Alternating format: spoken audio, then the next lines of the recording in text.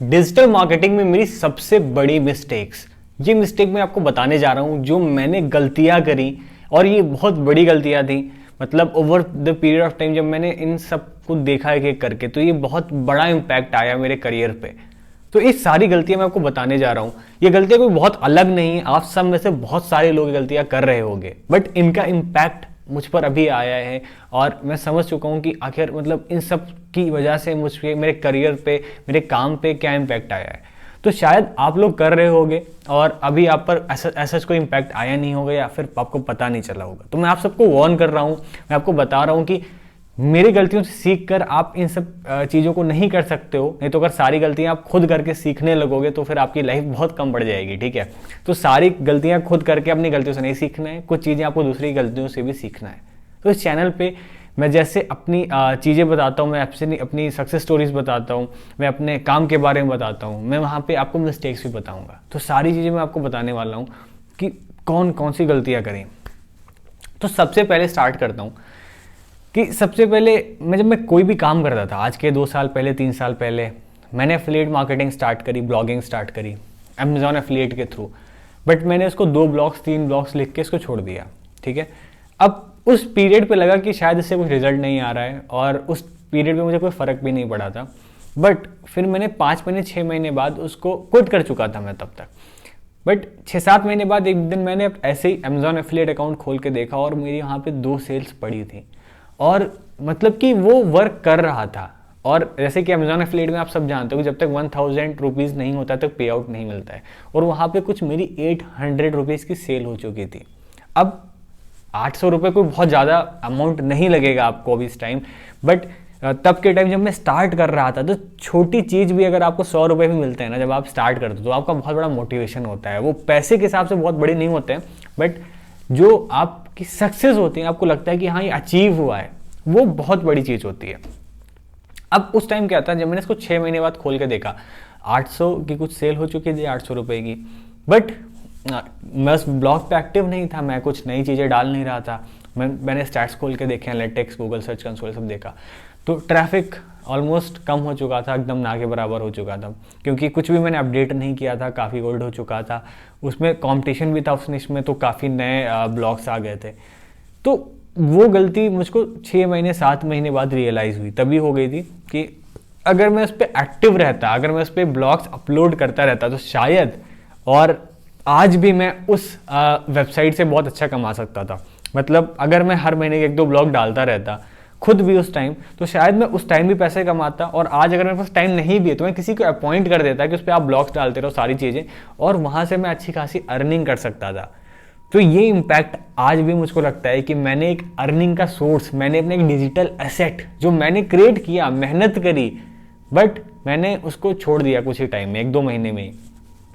तो अगर आप लोग कोई भी ऐसे डिजिटल एसेट पे काम कर रहे हो तो भाई उसको मत छोड़िएगा। आप उसको, अगर आपको लग रहा है कि इम्पैक्ट नहीं आ रहा, रिजल्ट्स नहीं आ रहे हैं, तो समय दो आप। ये सारी चीज़ें जो होती हैं ये बिजनेसेस की तरह होती हैं, इसमें टाइम लगता है बिल्डअप होने में, मैंने अब सीखा है। तो अगर आप कोई भी वेबसाइट पे, ब्लॉग पे, यूट्यूब चैनल पे काम कर रहे हो तो आप प्लीज़ को छोड़िएगा मत। अब बात आती है यूट्यूब चैनल की, तो मैं यहाँ पे एक चीज़ और बता देता हूँ। ये मेरा दूसरा यूट्यूब चैनल है, digital marketing related, other content related. ये मेरा, अगर आप कहोगे कि ये मेरा कौन सा चैनल है, तो 7वां या 8वां चैनल होगा। डिजिटल मार्केटिंग पे इसके पहले मैंने एक चैनल और बनाया था, सेम चीज़ वहाँ भी हुई। मैं वहाँ पे वीडियोस अपलोड करता था, वहाँ मैंने बहुत सारे लोगों के इंटरव्यूज़ भी लिए थे, बहुत सारे लोगों के। मैंने उमेर भाई का इंटरव्यू लिया था, कबीर भाई का इंटरव्यू लिया था, और भी बाकी सारे लोगों के इंटरव्यू लिए थे। इंटरव्यू लिया, 100, 150, 200 सब्सक्राइबर हो गए थे। लोग वहाँ पे भी बहुत अच्छा कमेंट करते थे, मेरी तारीफ करते थे, उनको कंटेंट काफ़ी वैल्यूएबल लगता था। फिर क्या हुआ, फिर उसको भी मैंने एक हिसाब से क्विट कर दिया। बट उस टाइम क्विट करने का रीज़न ये नहीं था कि वहाँ से रिजल्ट्स नहीं आ रहे थे। उस टाइम मैंने अपनी डिजिटल एजेंसी पे ध्यान दिया, मुझको क्लाइंट्स मिलने लगे थे, काम आने लगा था, तो मैंने अपना सारा ध्यान हटा के उस उधर लगा दिया। उस चैनल को फिर मैंने ऐसे छोड़ दिया। एक टाइम बाद चैनल फिर वो डेड हो गया के हिसाब से।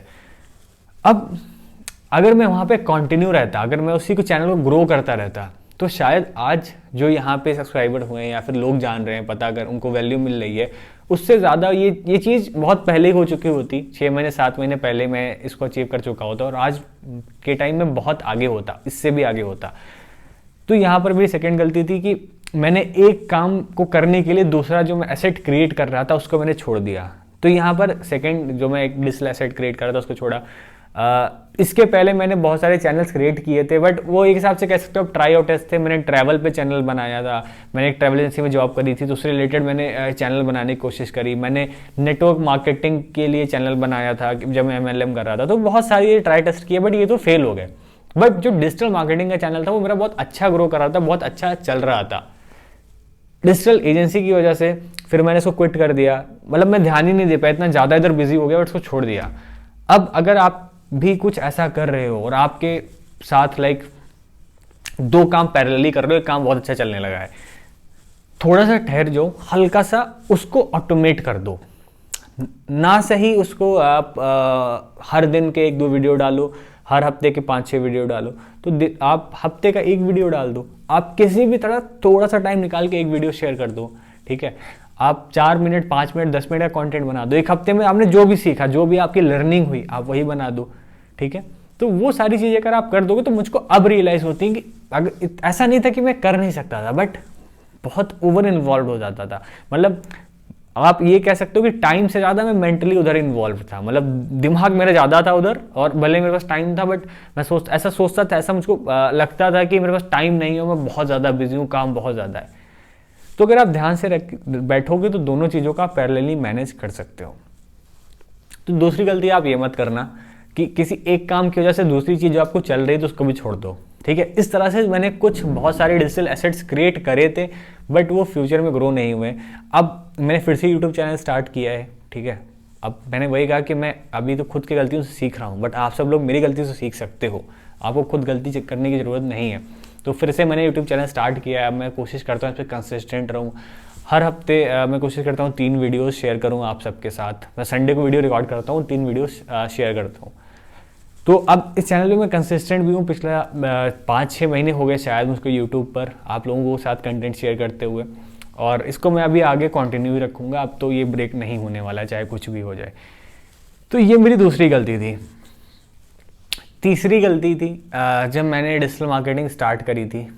तो ये डिजिटल मार्केटिंग रिलेटेड है, आप सब अगर आप फ्रीलांसर हो या फिर एजेंसी ओनर हो तो आप इस गलती को मत करिएगा। स्टार्टिंग मुझको 1-2 क्लाइंट्स मिले, मैं उनका काम करता था। अब मैं अकेले था तो मेरे पास वर्कलोड ज़्यादा था, मैं बहुत ज़्यादा टाइम नहीं दे पाता था उन क्लाइंट्स को। वहाँ पर अगर कोई मुझको दूसरा क्लाइंट मिला तो मैं उससे, क्योंकि एक डर रहता था मन में कि कहीं वो दूसरा क्लाइंट, नया क्लाइंट आ रहा है और चला ना जाए, मैं उसको यही कह देता था कि आपका काम कल से स्टार्ट हो जाएगा या परसों से स्टार्ट हो जाएगा। अब मेरे पास इतना वर्क प्रेशर आ जाता था, मतलब कि एक काम मैं कर रहा हूँ, उसको कंप्लीट करना है, फिनिश करना है, ऊपर से मैंने दूसरा प्रोजेक्ट भी ले लिया, उसकी टाइमलाइन भी मैंने एकदम 1-2 दिन में ही दे दी। अब इस चक्कर में ना मैं फंस जाता था बहुत बुरा, ठीक है। और फिर क्या होता था, मैक्सिमम टाइम्स में प्रोजेक्ट डिले हो जाता था। अब एक तो मैंने कमिट कर दिया, यहाँ पर मेरा नाम खराब होता था। तो इस गलती को मैंने बहुत पहले सुधार लिया था, ठीक है। इस गलती को मैं तो समझ गया था कि भाई इसको अगर मैं लॉन्ग टर्म तक किया, मतलब ये अगर मैंने 5-6 क्लाइंट के साथ कर दिया तो मेरा खराब नाम, मतलब bad word of mouth spread होने लगेगा मार्केट में।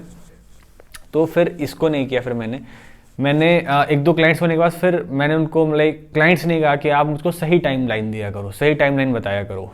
वो समझ गए कि मैं बिजी हूँ और अभी 1-2 लोग ही हम बहुत ज़्यादा टाइम नहीं दे पाते हैं। तो उन्होंने बोला कि आप टाइम नहीं दे पा रहे हो, कोई इशू नहीं है, उतना कोई बहुत जल्दी नहीं है काम में, बट आप सही टाइम लाइन दो। तो वहीं से मैंने गलती सीख ली और मैंने क्लियर टाइम लाइन दी।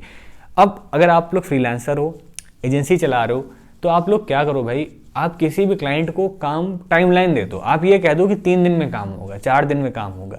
क्लाइंट पीछे पड़ा है, नहीं आप मेरे 1 दिन में करके दो, आप साफ मना कर दो, सर 1 दिन में नहीं हो पाएगा, आप 4 दिन में आप हो सकता है। बट हमेशा क्लियर टाइमलाइन दो, अपने हिसाब से उस टाइमलाइन में प्रोजेक्ट दे दो। तो ये गलती मैंने स्टार्टिंग में करी थी, मैंने इसको सही कर लिया। आप सब इस गलती को मत करिएगा। बहुत प्रोजेक्ट्स चले जाते हैं, बहुत ज़्यादा नाम खराब हो जाता है। स्टार्टिंग के करियर में बहुत इंपॉर्टेंट होता है, और बहुत से ऐसे लोग मैंने देखे हैं, मैं ऐसे बहुत से लोगों को जानता हूँ जो फ़ोन नहीं उठाते हैं, जो क्लाइंट को रिस्पॉन्ड नहीं करते हैं। मेरे जानने में बहुत सारे लोग हैं। बट आप सब ऐसी गलती मत करिएगा यार, इससे जो क्लाइंट फीडबैक देता है ना, बहुत ख़राब देता है, ठीक है। तो मैं नहीं चाहता हूँ कोई भी ऐसा करे, कोई भी किसी का भी क्लाइंट जाए, किसी का भी नाम खराब हो। तो आप सब ये सब गलतियाँ मत करिएगा। सो आई होप ये वीडियो आपको पसंद आई होगी। कुछ ऐसी मिस्टेक्स मैंने आपको बताई जो आपको नहीं करनी चाहिए, और कोशिश करिएगा अगर आप ये सब ना करें और इससे आप सीख सकते हो तो बहुत अच्छा रहेगा। Thank you so much.